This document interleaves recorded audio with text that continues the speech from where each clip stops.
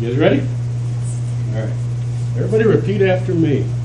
$10 billion. $10 billion. Okay. On March 30th, 2009, President Obama signed into law H.R. 146, which is the Omnibus Public Land Management Act of 2009.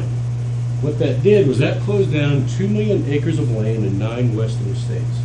Most importantly, 25% of that was here in Idaho, which affects us definitely. More to the south, not necessarily much to the north, but more to the south. And when I first moved here, I had a car. I eventually bought a Jeep, found some people to hang out with, go jeeping with, went out in the mountains, the desert, stuff like that. Eventually we started hitting land or trail closed signs. First wasn't such a big deal, right? But eventually we started getting more and more and more of them. So I want to know why it was happening and who was doing something to help protect us as land users. So I got involved in land use. So if you haven't guessed by now, we're going to talk about land use today. When you're talking about land use, there's really 3 primary things I'm going to discuss today. One is the history of off-roading, how people got involved with it. 2 is the laws that affect us.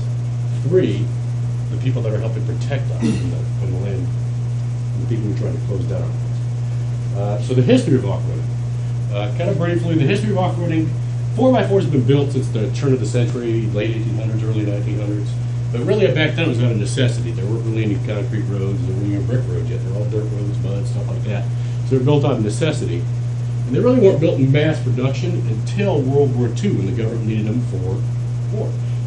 And then when the GIs came back in the war, they got to use their Jeeps out there as utility vehicles out in the war. So when they came back, they wanted these utility vehicles on the farms and the ranches and stuff like that. So they started buying Jeeps. Well, eventually started going to the mountains, having a little fun, going off-road, and recreating started. Off-road recreation started. And this is shortly after World War II. And then people started getting together, the clubs started beginning around the 60s, 70s, stuff like that. And it really started booming in the 80s and the 90s. So that's kind of the history. That's where it started from. And if you go back a second, think of who's using the land. It's pretty much everybody. It's because doctors, lawyers, drillers, concrete construction workers, everybody's using the land. So now we know a little bit about the history of off-roading. Let's talk about the laws that are affecting us. The first one is going to be the Clean Water Act. And there's 3 main ones. The Clean Water Act is one. The Endangered Species Act is the second one. And the Wilderness Act is the third one. So the Clean Water Act of 1972 is obviously designed to protect our waters. An example would be in Telco. They're normally managed by EPA. But an example when somebody else didn't manage that, when the EPA didn't manage that, is Telco, North Carolina. There's an off-road park, it's Telco Off-Road Park. Trouts Unlimited kept pushing because the streams were getting destroyed because of erosion. And so the Fish and Game actually came in, kind of overruled and said, okay, we did some studies, you're ruining the land, we're going to shut down your land. Without getting any input from the users of Telco, or the owners, even the owners of Telco. They just shut it down without warning. So the second one is the Endangered Species Act. The Endangered Species Act, obviously most of us probably heard about that. It protects our animals, plants, anything like any endangered or virtually extinct species. An example how it would affect land users is in Glamis, Algodones National Park. You guys ever heard of that? It's Glamis National Sand Dunes, and it's down in Southern California. The milkworm, or the milkweed, is a plant that they said was only growing in the middle of the sand dunes. So they did this big test, and they shut down part of the land for a long, long time. And eventually, the truth came out that the milkweed is located in other places, and so that land is now open again for use.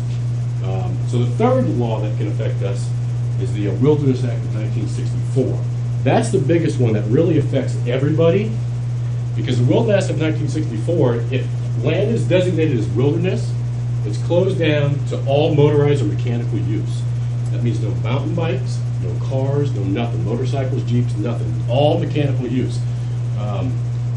So it doesn't. You might think it doesn't necessarily affect hikers, but realistically, if you want to get way back in the mountains to do some hiking, you can't even drive to the trailhead anymore. You have to stop 10, 20, 40 miles back. So it really, truly does affect everybody. So those are the 3 different things. So now we know about the history, how kind of off-roading began. We know about the three major laws that affect us. So now we're going to talk a little bit about, see if I can drink. We're going to talk a little bit about the people that are helping protect our lands. And those are really the clubs and associations.